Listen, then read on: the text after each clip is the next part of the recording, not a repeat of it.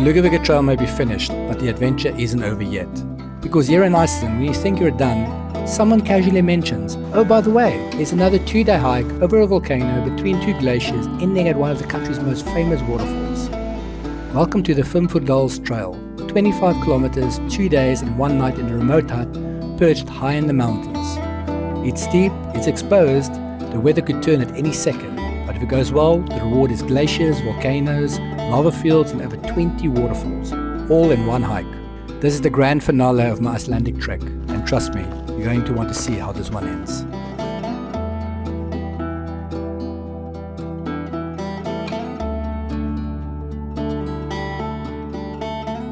I woke up on day one at the Fimmvörðuháls Trail with mixed feelings.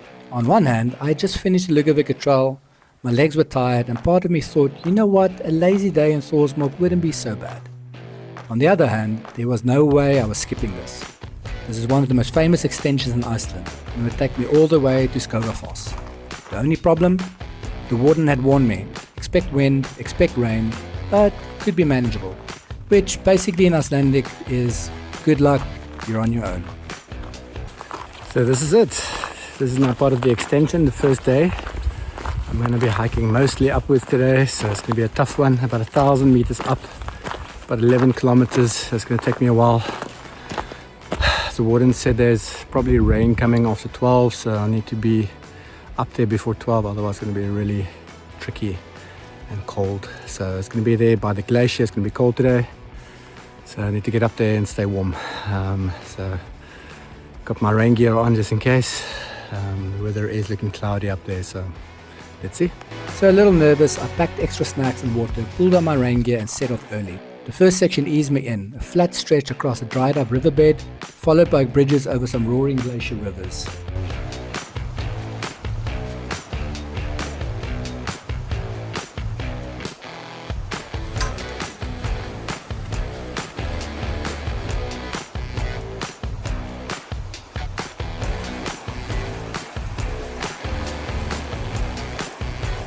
So last night's hike was pretty good here at Þórsmörk. Yeah, probably one of the nicest ones on the entire trail. So if you want to rest up after your long hike at Lugavika, nice place to do it. Nice big kitchens, nice bunk beds.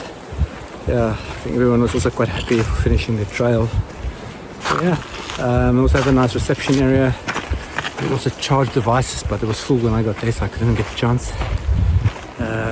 Yeah. And there's a restaurant, the Volcano Huts, about 2 kilometers away, so if you want to have a nice meal, there's an option for that as well. Yeah, so very nice. Weather is not bad at the moment. I'm gonna see how far I can get while this weather is lasting. So we'll see how much videos and photos I can do today, but I think the priority is to get up there before the rain. So wish me luck. By the way, my body is feeling a bit tired today. I think it doesn't feel like to be a difficult trail, but it does wear at you after a couple of days. Any trails like that. So listen to your body and just take it step by step, right? And we'll get there, we'll get there. Bag was a bit heavy now with all the water in there, so let's see.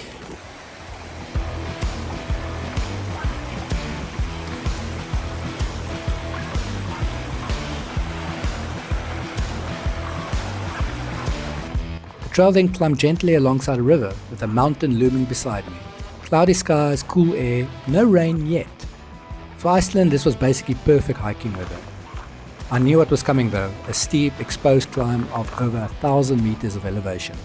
So yeah, nerves were high. Legs were already whispering, really? Again? But it was time to go up.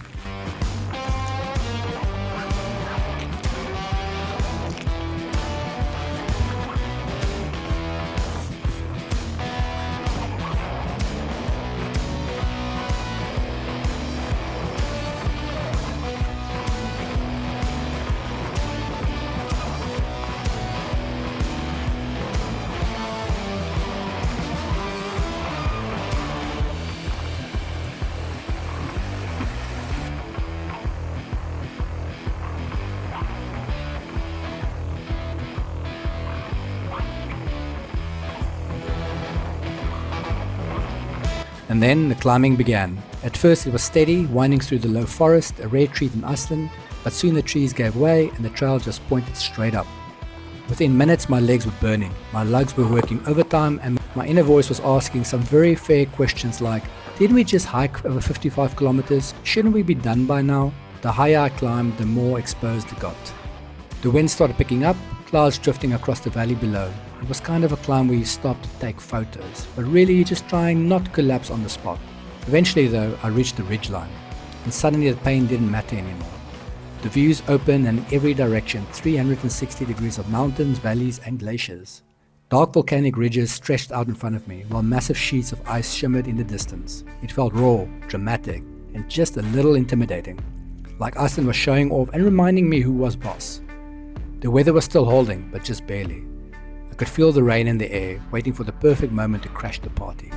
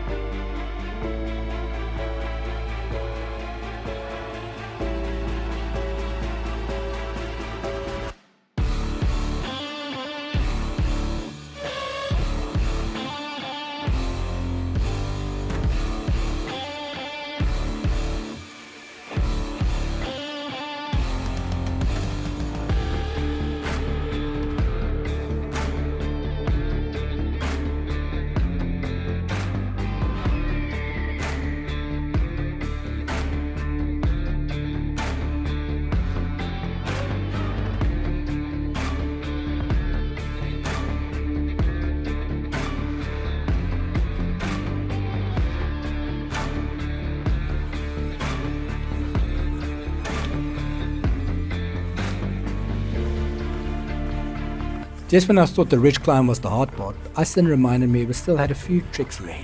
The rain finally arrived, cold, sharp and carried on gusts of wind that made me double check every step. The trail tilted steeply again, forcing me to stop every few minutes just to catch my breath. Not much footage here, partly because of the weather and partly because I was too busy trying not to fall over.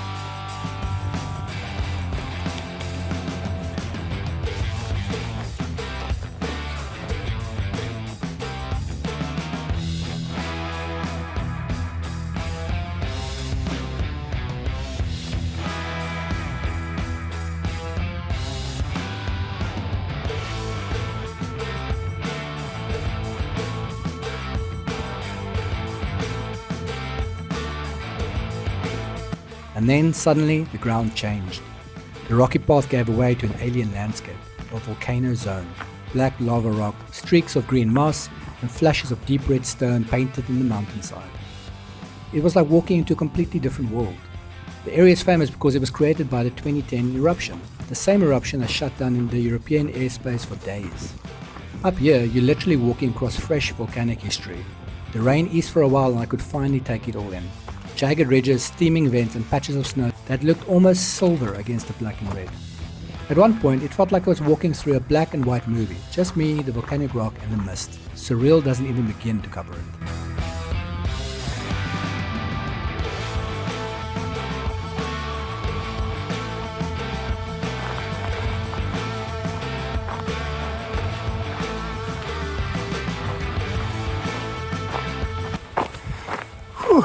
Okay, so make no mistake, that was some tough climbs, really steep.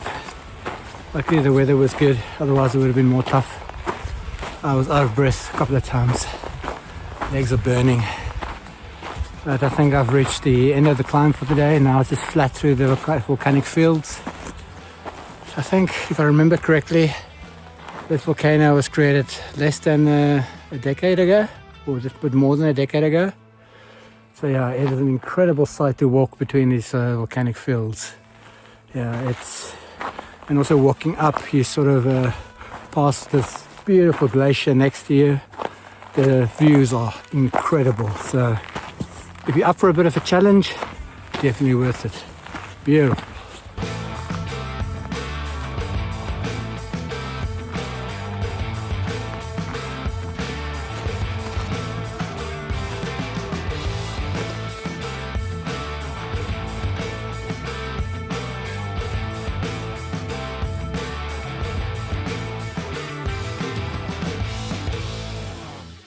The volcanic zone gave way to something even more dramatic, the glacier. The path narrowed, the wind picked up, and soon I found myself edging across slick, icy slopes.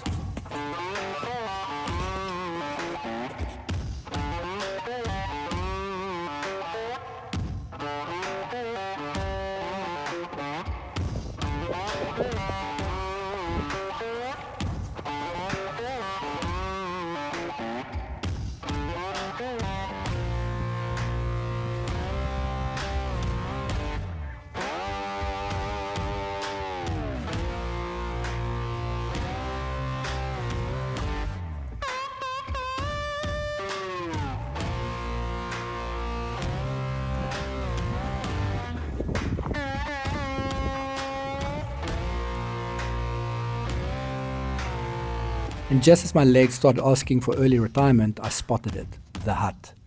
Perched up high between the glaciers, it felt like the top of the world.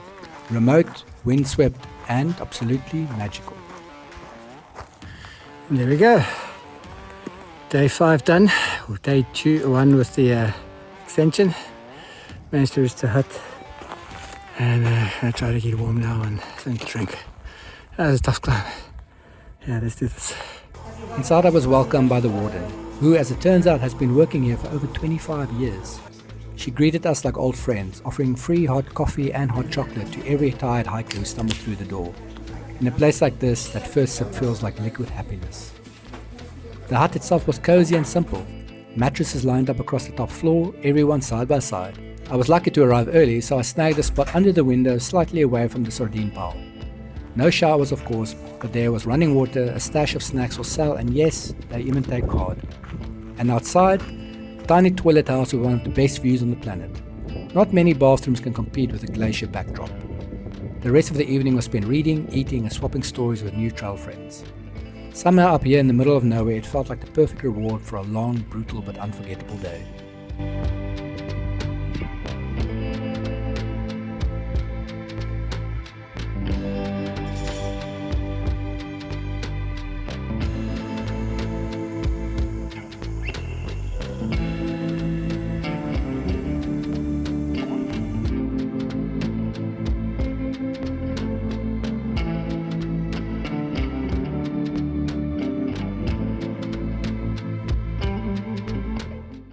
Waking up on day 2 felt surreal.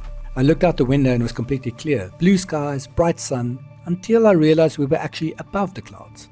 It was beautiful, but I knew the descent would take me straight back into the mist.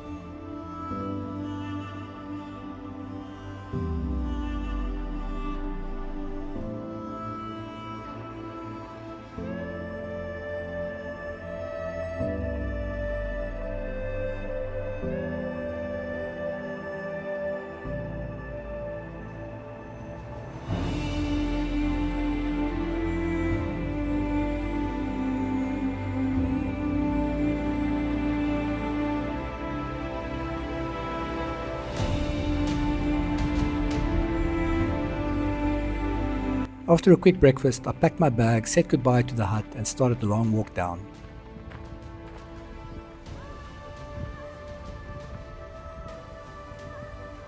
Morning. Final day, can you believe it? Second day of the Fimmvörðuháls, however you pronounce it. So on my way to Skógar. Should be about a 14-kilometer hike, mostly downhill, and apparently we're passing down about 20 waterfalls on the way there. And really looking forward. And look at this day, blue skies, almost no wind. I mean, what a way to end this epic trip, right? Love it. Anyway, let's get started. By the way, this hut was very cute. I mean, very basic. Only recently, about 2 years ago, they managed to have running water up here, so there is now tap water up here. So I was very nervous in the beginning that you have to bring all your own water, etc. But that's working. There's one little bathroom there, there's one toilet there as well. But they're sleeping around with this quite sort of cramped top. So be prepared for that. You're going to be just one floor, just with mattresses and sort of walking over each other a little bit. But overall, what a nice hut. I mean, the lady working there is epic. She is really brilliant. She's been working there for over 12 years already. Very sweet. Gave everyone hot chocolate and coffee. I mean, what more do you want? So, and then also accepts card and also has some snacks and stuff as well and some beers. So how epic to have that at such a remote location. And look at that setting, you know, views of the glacier, blue skies, above the clouds. This is really amazing. So if you can, this is really a nice hike. It's a bit tough to get here, but it's really worth it at the end. So highly recommend it. The first section was unreal. Volcanic fields stretched out with the glacier behind me. The sky crystal clear. It felt like one last reminder of just how epic this trail can be.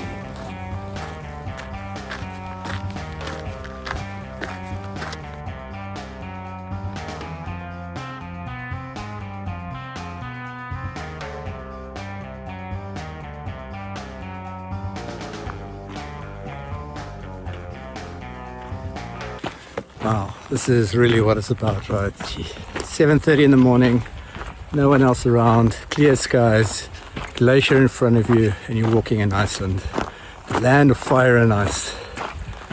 After 5 days of walking, the 6th day feels like a celebration. This has really been a good trip. Iceland, you've been very kind to me, and I do appreciate it.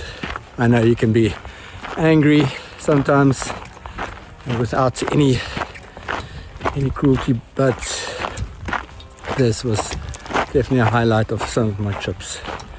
And it's nice to end like yesterday with a nice tough hike, just to feel like you've accomplished something. So yeah, to be between the glaciers here, it's really something special. Heart is full, very happy man right now.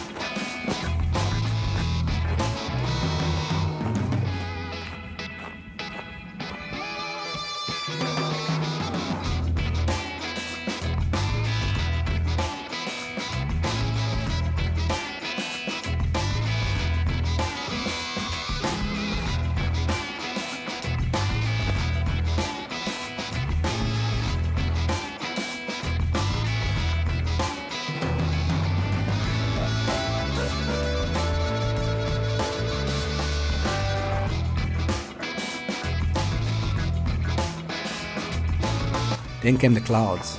I walked straight into them. The world turned grey, mist swirling around me. The air was damp, the ground was slick, and suddenly everything felt cinematic, like stepping into a moody Icelandic film.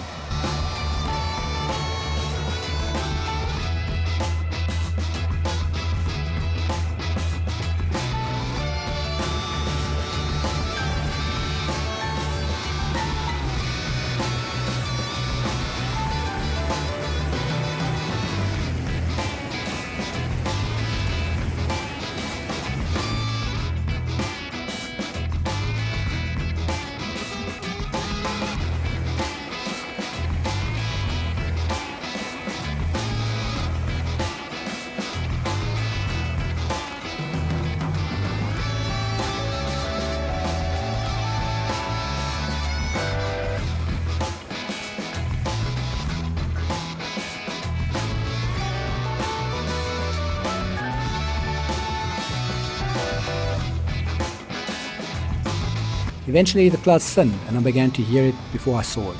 Waterfalls. And not just one, not two, but over 20 waterfalls, scattered along the river cliffs as I descended towards Skógá. Some were small and delicate, trickling over mossy ledges. Others thundered into deep canyons, the spray hitting me from across the trail.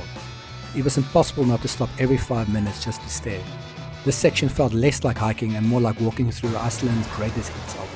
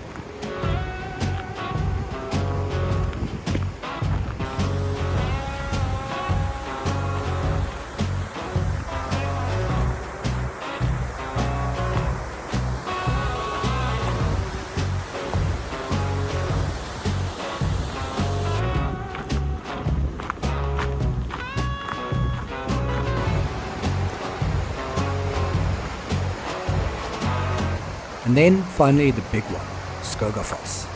At first I reached the top, looking over the edge where the river plunged into the valley. Crowds of day hikers buzzed around me, a bit of shock after the days of remote solitude.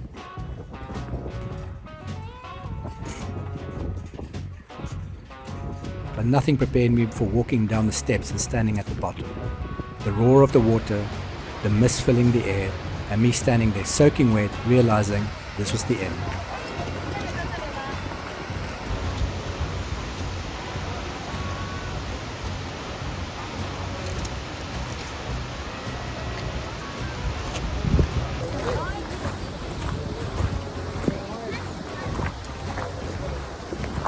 Just like that, done with 6 days of hiking.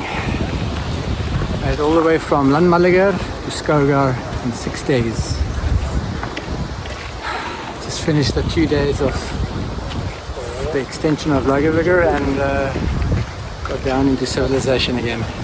Beautiful ending with Skógafoss here at the back. Really, really pretty. Of course, very popular as you can see, but that is the reason why. It's really a stunning, stunning waterfall. On the way here, I probably crossed about 20 waterfalls. Really a good route if you're up there. Nice little day hike as well. So yeah, that's it. Finished. Another one in the books. Now I need to find where my bus is to see if I can get back to Reykjavik.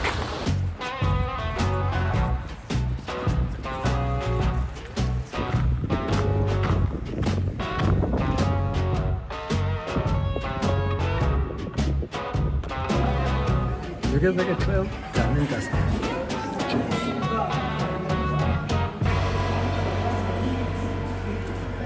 Let's get it.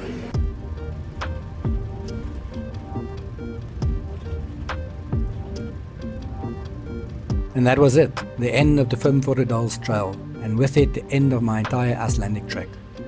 From the Rama Mountains of Landmaliga to the stormy ridges of Rafnunusker, the mirror lakes of Oflavatn, the endless black deserts of Emster, and now across glaciers, lava fields and 20 waterfalls all the way down to Skógafoss. 6 days, 75 kilometers, 2 trails and 0 regrets.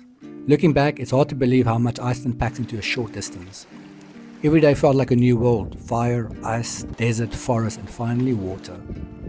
And somehow I got lucky with the weather, the people I met and the sheer variety of landscapes I'll never forget. Finishing at Skógafoss felt like a celebration lap. A reminder that the hardest work was done, and all that was left was to enjoy the power and beauty of Iceland one last time. Would I do it again? Absolutely. In fact, I already planned to come back. But for now, this chapter is closed.